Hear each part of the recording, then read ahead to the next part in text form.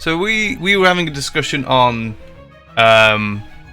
like the easiest army for new people to get into with Age of Sigmar. Like if someone comes to you and they say, I'm thinking of starting collecting Age of Sigmar, what would you recommend I get? Now, my first thoughts are like, I really liked my Nurgle. They were really sort of tough, hard hitting. This meets my criteria for something that was fun to play with, and I had a lot of fun playing with them. Still do. Even if I lost, it was still good. But so if someone came to you and they said, like, I'm thinking of starting an Age of Sigmar army, would you agree that the criteria would be that they'd have to have good save rolls so your troops don't get... Because the worst thing is when you see a new player getting into a game and they get their troops yeeted off the field straight away. Like, all of them dead. All of them. Yeah, that's terrible for a new player. So you want troops with a good save roll. Or not even making a move. Yeah, not even making a move. It happened to me. Yeah. You want troops with a good save roll, and you want troops that can do damage, don't you? You love doing damage when you're in the game, when you kill entire squads on your charge and stuff like that. So it's got to have good damage, good defense. I think if someone asks me what would be the easiest army to play with, I'm thinking, for me as a new player, I feel like I'm still quite a new player, and as a new player I don't really want to remember about too many rules. Now, this is why I would recommend these guys. Oh. Now, this is more of a Grand Alliance book than a race, in my opinion. Because not a race, like a faction. This is many factions in one book. And we are going to focus on a small part of that. Because I think an ideal army for new players would be the Phoenix Guard. Pretty boys. The pretty boys. Now, bearing in mind for what the criteria are of what we said, very good defense stats, very good attack stats, and you've only really got to know 2 or 3 models. And what I mean by that is, obviously just showing them off first, this is what they're like. They are the elite of the elite. They're holy warriors. They have 4-up save, and because of their ability, their Witness to Destiny, they have a 4-up reroll on any wound or mortal wound that might come their way. So they have a 4-up save, then a 4-up reroll. They have 2 attacks each with a 2-inch range, 3s to hit, 3s to wounds, -1 rend. So straight away you're doing damage. Yes, you're doing good damage, and you're not going to take much damage. And it's fairly simple. And having 3+ to hit and to wound, it's quite easy to remember. These are easy stats to remember. And we're not going to go into all of the little nitty-gritty abilities they've got, but just simply, if you were to give these to someone, and these are the things they need to know, they are accompanied by an anointed. Well, that's the possible leader for them as an army, and these also are on the Phoenixes as well. Yeah. So again, these have 4-up save, obviously because this is a special guy. He's got more wounds, he's got more attacks, but it's still 3s to hit, 3s to wound, -1 rend, damage 1. And again, he can use his command ability, so your friendly Phoenix Guard units get to re-roll wound rolls. Hey. So it's like, yeah, good defense, good attack, and they can re-roll their attacks. Let's say that's not enough for you. Let's say you want more. You want to hit that win button harder. Okay? Well, you can have a Frostheart Phoenix. Now, it's up to you. You don't need to have a Frostheart Phoenix. They're very pretty, as you can see. They are very pretty. They're nice models. They have a defensive aura, where basically when units try to hit your units within range of that Phoenix, they get -1 for their wound rolls. So they can hit you, but their wound rolls are -1. Okay. The chance of them wounding you is smaller.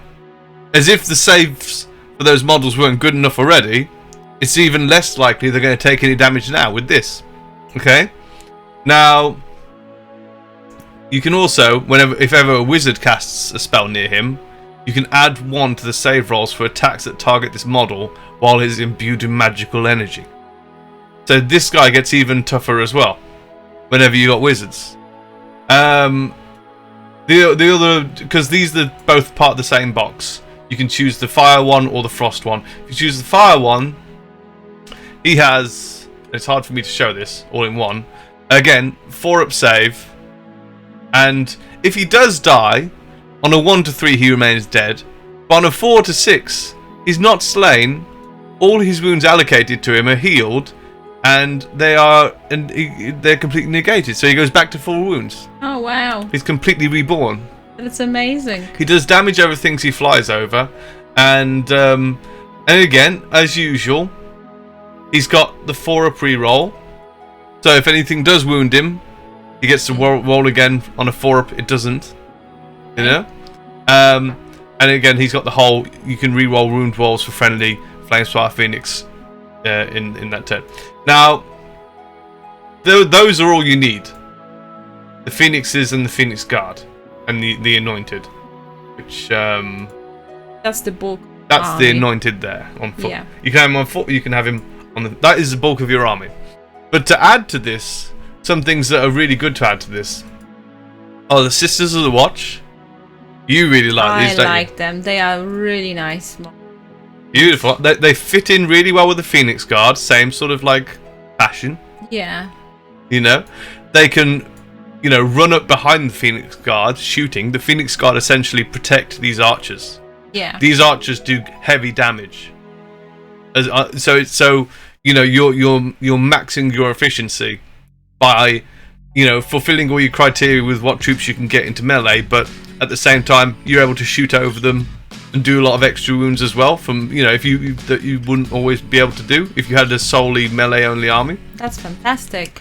So you know, obviously they're not as strong as the Phoenix Guard, but with their saves, but 3s to hit, 3s to wound again with their bow. Yeah. Easy stats to remember. Once per turn, if an enemy unit ends its charge within 3 inches of them, they get to shoot again.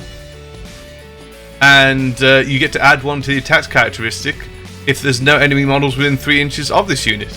So the attacks characteristic becomes 2 shots each turn. Wow. 3s to hit, 3s to wound.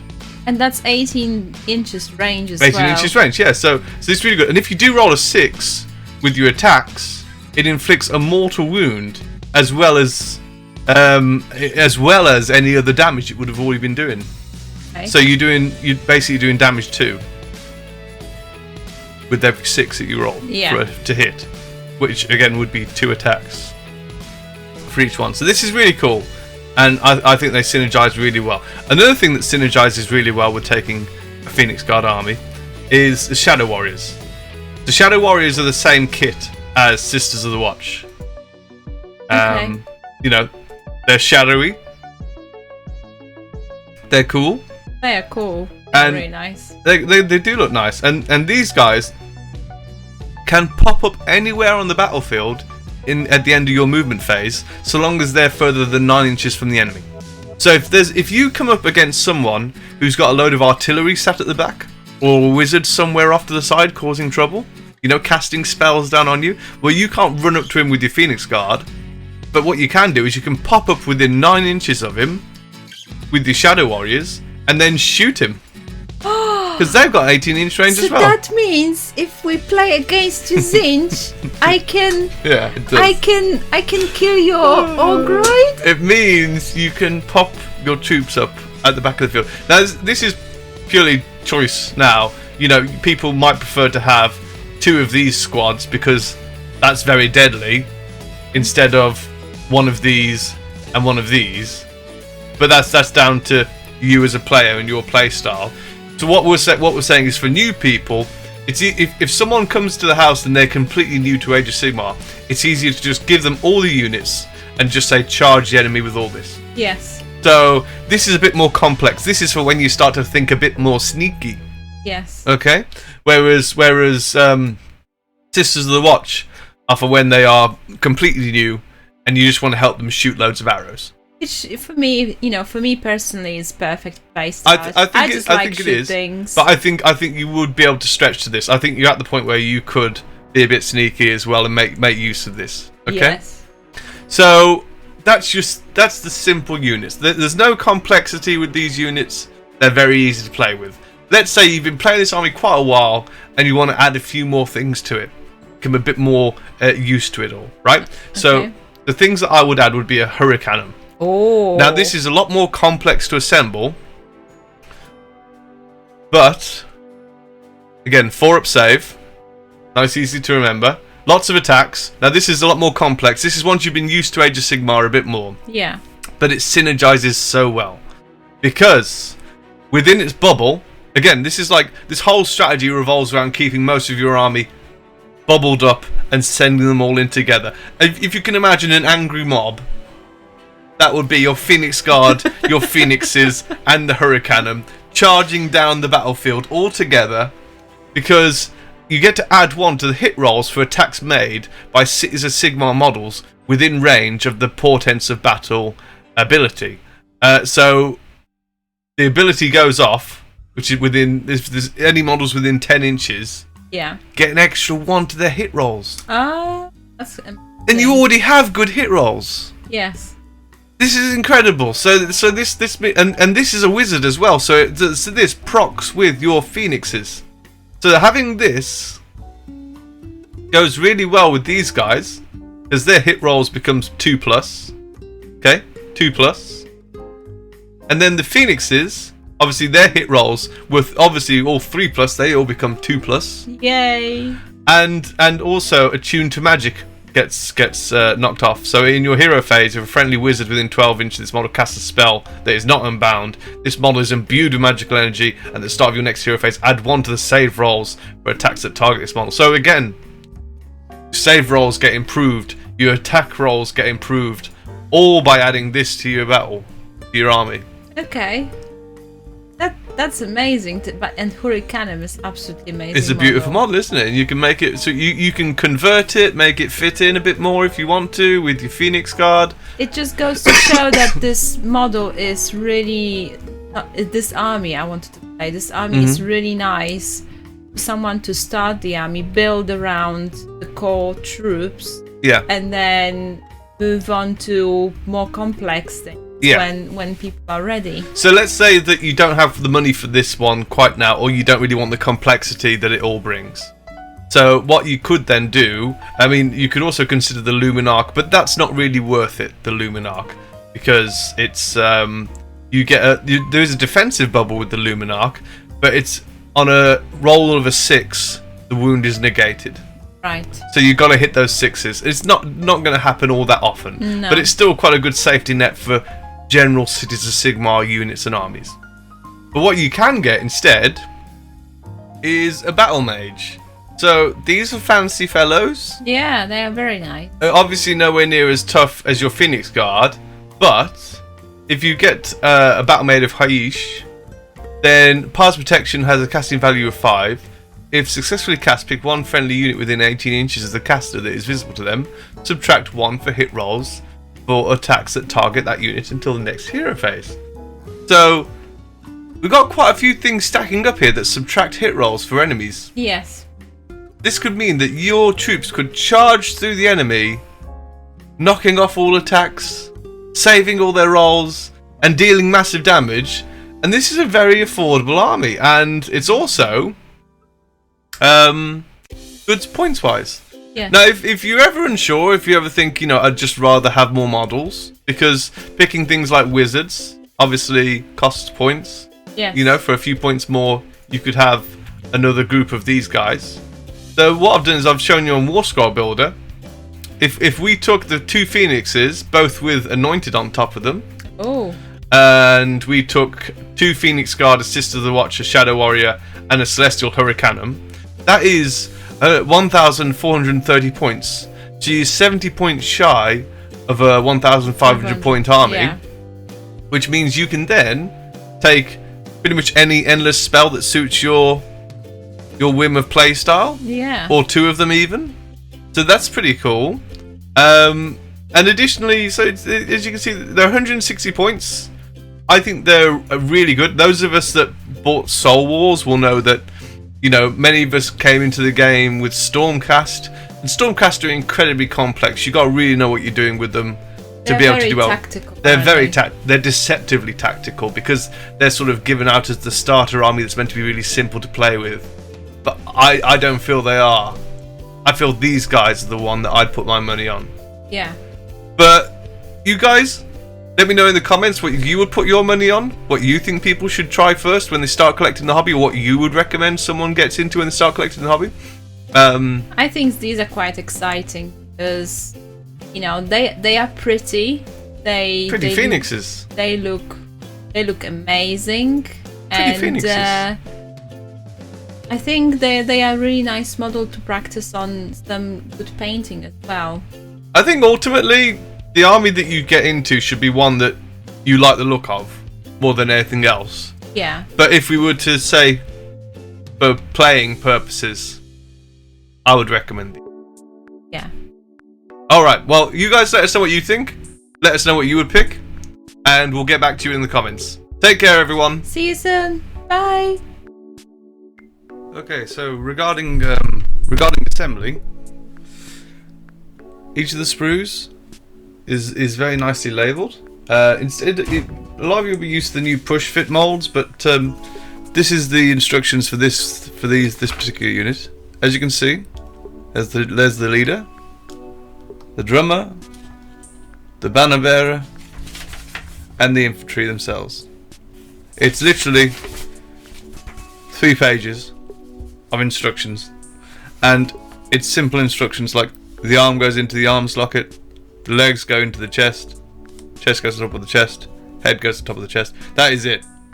It is super simple, and when you are doing the more complex variants, assemble all parts labelled with C for the champion. So you'd go to and for this one we've got assemble all parts labelled with D for the musician, and assemble all parts labelled with B for the standard bearer. Now this is super simple because it's literally just got them all here, so if you're choosing that stamp or that stamp, it's B, B, B, B, B. So you cut off all the B's, choose which ones you want, cut off all the D's, choose which ones you want, and so forth. It is super simple. The banner was a nice one. There was a little groove for it for the pole to go into, so you can stick this on. One of the other things that's quite nice about them is they've all got their own flames painted on their cape. All the detail on the capes is done. So it's quite a relief for new people in the hobby to be able to just paint some easy flames. The models themselves are super simple. It's just, you know, chainmail and cloak, and you can paint it all gold if you want and paint the cloak purple, or make it as complex or as simple as you like. But yeah, as units go, these are absolute smashers.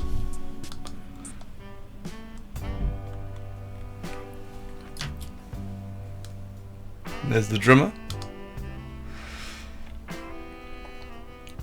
So there you go, guys. That is the assembly. It's super simple. What I tend to do is cut off all the bits for 2 of them. So I'll cut all the bits off for one, cut all the bits off for another, and then I'll glue the chest onto there and the legs onto there. Let that set. Go to the next one. Glue the chest on, glue the legs on, let that set. Come back to the other one, and then I'll glue all the other appendages on. If you got to do the banner, obviously glue this onto the body first, because then it'll have a good structure, and then you can glue that on, and then glue that on. I put those on last. I just sneak them in. Whether it's the sword or the pouch, you just put some glue down there, and then you push the item in, and then I use this scalpel just to push the sword into the place where I want it, or to push the pouch into the place that I want it. So there's the pouch there as well. So there you go. Hope you get some joy out of that.